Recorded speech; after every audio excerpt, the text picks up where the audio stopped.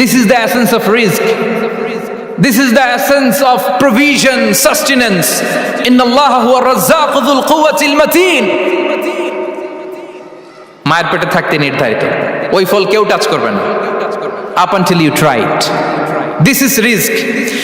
এই কথাটাই বিষ্ণু ঈসা ইসলাম খুব সুন্দর করে বলেছেন, লা তামুতু নাফসুন হাত্তা তাস্তাকমিলা রিজকাহা। অন্য বর্ণনায় এসেছে লা তামুতু নাফসুন হাত্তা তাস্তাউফিয়া রিজকাহা।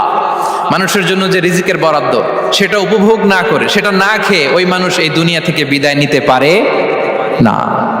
তাহলে আমার রিজক ভোগ না করে আমি মরবো না, এবং এটা যেহেতু আপনার জন্য নির্ধারিত, এটা আপনি পাবেনই। এখন এটা কি হালাল পন্থায় আপনি পাবেন না হারাম পন্থায় পাবেন, দ্যাট ইজ ইউর ডিসিশন। আপনার রিজক আপনার কাছে আসবে, এটা নির্ধারিত না অনির্ধারিত বলেন তো?